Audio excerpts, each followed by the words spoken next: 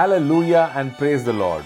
मैं हूं संजय सोलोमन और मैं लाया हूं आपके लिए परमेश्वर की आवाज़, आज के लिए और आपके लिए। तो ध्यान से सुनिएगा। आज का हमारा वचन है बाइबल में से यशायाह की किताब से, उसका 25वां अध्याय और पहला वचन। ध्यान से सुनिएगा। और बाइबल कहती है, हे यहोवा, तू मेरा परमेश्वर है, मैं तुझे सराहूंगा, मैं तेरे नाम का धन्यवाद करूंगा, क्योंकि तूने आश्चर्य कर्म किए हैं। तूने प्राचीन काल से पूरी सच्चाई के साथ युक्तियां की हैं। हालेलुया। यशायाह आत्मा से भर कर कह रहा है, हे यहोवा, तू ही मेरा परमेश्वर है। क्या ज़रूरत है ये बात कहने की? क्या हम जानते नहीं कि कौन हमारा परमेश्वर है? ऑफ कोर्स हम जानते हैं, लेकिन यशायाह आत्मा से भर के ये ऐलान कर रहा है। और ये कितना अच्छा ऐलान होगा हमारे लिए भी कि हम रोज़ सुबह उठें और पहले ही ऐलान करें और कहें कि हे यहोवा, तू मेरा परमेश्वर है, तू मेरा खुदा है। और मैं को समझाऊँ एक बात, ये ऐलान की ज़रूरत क्या है? हम जानते हैं हमारा परमेश्वर कौन, लेकिन फिर भी ज़रूरी है इस तरह का ऐलान। हम जो हमारे चारों तरफ एक दायरा देख रहे हैं, एक शारीरिक दायरा, यहाँ पे चीज़ें हमको दिखती हैं आँखों से, शारीरिक चीज़ें हैं जो हमको इस शरीर में दिखती हैं, आँखों से दिखती हैं। ऐसे ही एक आत्मिक दायरा भी है हमारे चारों तरफ। और ये इस आत्मिक दायरे में कुछ फरिश्ते हैं और इस आत्मिक दायरे में कुछ दुष्ट आत्माएं हैं। यहीं पर कुछ चीज़ों के ऐलान की ज़रूरत है, शारीरिक दायरे में भी, आत्मिक दायरे में भी। शारीरिक दायरे में कोरोना वायरस चल रहा है, इस वक्त लॉकडाउन चल रहा है, मुसीबतें हमारे चारों तरफ में, शायद कुछ लोगों की नौकरियां जा रही हैं, न जाने क्या क्या समस्याएं हो रही होंगी। लेकिन इन समस्याओं में ऐलान करने की ज़रूरत है कि मेरा परमेश्वर मेरा खुदा है, यहोवा मेरा खुदा है। इस बात का ऐलान करने की ज़रूरत है। मुसीबतों को समझाने की ज़रूरत है कि तू मुसीबत है, तू बहुत बड़ी होगी शायद मेरे जीवन में, लेकिन तुझसे बढ़कर एक मेरा खुदा है जो बहुत ज़बरदस्त है। और वही चीज़ आत्मिक दायरे में भी ऐलान करने की ज़रूरत है। शैतानी शक्तियों को ये जानने की ज़रूरत है कि मेरा खुदा यहोवा है। शैतान को ये समझना ज़रूरी है कि हाथ मत लगाना, दूर रहना, क्योंकि मेरा खुदा यहोवा है, वो मेरा परमेश्वर है।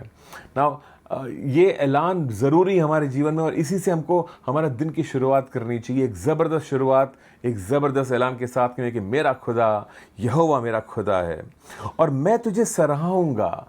मैं तुझे सराहूँगा। सराहना किसी को, सराहने का मतलब है कि किसी चीज़ को एग्जॉल्ट करना। इंग्लिश बाइबल में लिखा है, आई विल एग्जॉल्ट दी।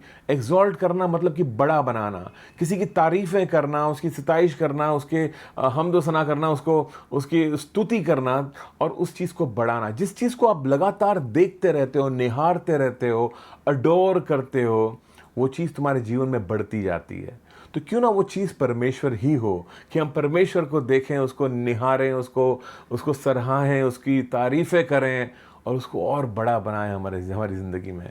हमारे तूफ़ानों को देख करके हमें लगता है बड़े बड़े तूफ़ान हमारी ज़िंदगी में आ रहे हैं, उन तूफ़ानों को ना देखें कि कितने बड़े हैं, बल्कि परमेश्वर को देखें कि वो कितना बड़ा है। और हमारे तूफ़ानों को बोले कि देख मेरा परमेश्वर कितना बड़ा है। हम अक्सर परमेश्वर को बोलते हैं कि प्रभु मेरी समस्याएं कितनी बड़ी हैं। परमेश्वर बोल रहे हैं, नहीं नहीं, अपनी समस्याओं को बोल के मैं कितना बड़ा हूँ।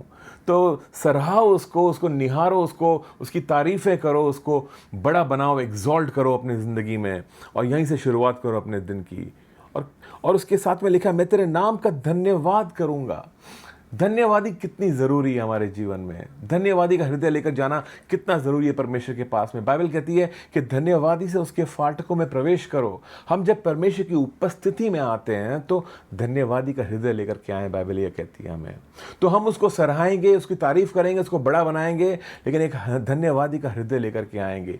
ये शुरुआत है और ये बुनियाद है। इस धन्यवादी के हृदय पर हमारी सिताइशें, हमारी सारी जो तारीफ़ें हैं, उसके पुल यहीं पर बनते हैं, उसका सिंहासन यहीं पर बसता है, हमारे धन्यवादी और हमारी स्तुति पर। और फिर यहाँ पे लिखा है, क्यों ऐसा करें, क्यों धन्यवाद दें उसको? क्योंकि तूने आश्चर्य कर्म किए हैं। परमेश्वर ने कुछ आश्चर्य कर्म किए हैं हमारे जीवन में, और हम मुड़ के ज़रा देखें हमारे ज़िंदगी में क्या क्या किया है परमेश्वर ने। बल्कि पढ़े भी बाइबल में से। ये बाइबल जो है भरी हुई है परमेश्वर के आश्चर्य कर्मों से। लगातार परमेश्वर क्या कर रहा है हमारे जीवन में, लगातार वो क्या कर रहा है हमारी ज़िंदगी में। ये शुरू से लेकर के जो दुनिया बनाई परमेश्वर ने, वो अपने आप में एक आश्चर्य कर्म था। उसने कहा रोशनी हो और रोशनी हो गई। वो जो बोलता है वो हो जाता है। चमत्कारिक परमेश्वर है हमारा।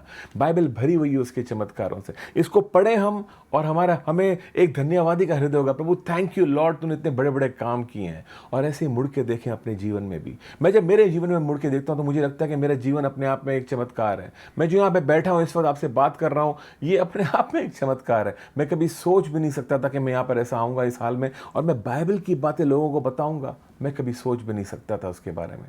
लेकिन ये अपने आप में एक आश्चर्य कर्म है।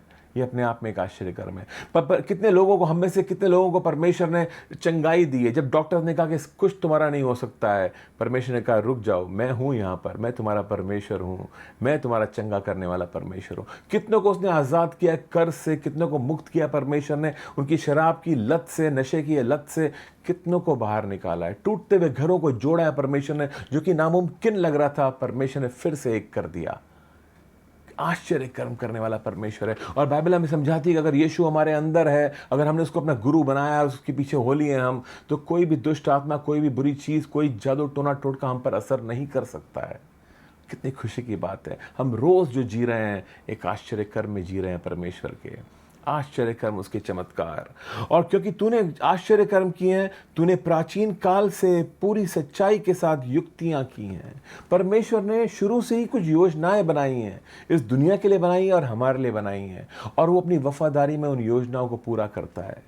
मैं आपको बता दूं, आपका परमेश्वर एक वफादार परमेश्वर है।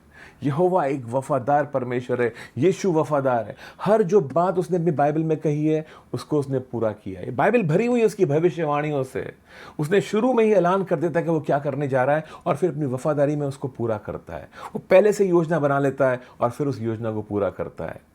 ऐसे ही उसने हमारे जीवन में भी किया है। पहले से हमारे लिए कोई अच्छी योजनाएं बना रखी हैं और अपनी वफादारी में उसको पूरा करेगा। और जब बाइबल को आप पढ़ते हो तो आपको एहसास होता है कि कितना वफादार है वो। जो जो उसने कहा वो पूरा किया।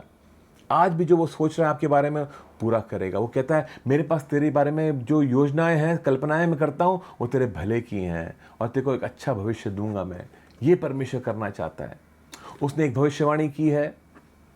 एक भविष्यवाणी उसने की, एक रिवाइवल की, जो कलीसिया में आने वाला, दुनिया में आने वाला है। परमेश्वर अपना आत्मा उंडेल देगा इस दुनिया के ऊपर। एक रिवाइवल आएगा, लोग जय जयकार करेंगे, सब जगह उसकी तारीफें करेंगे।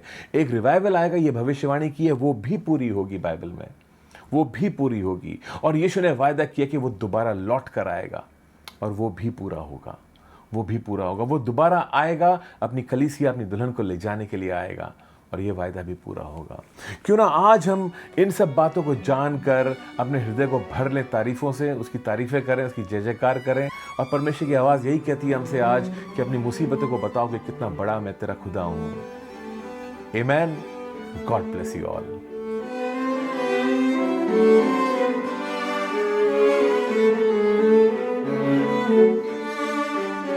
Thank you.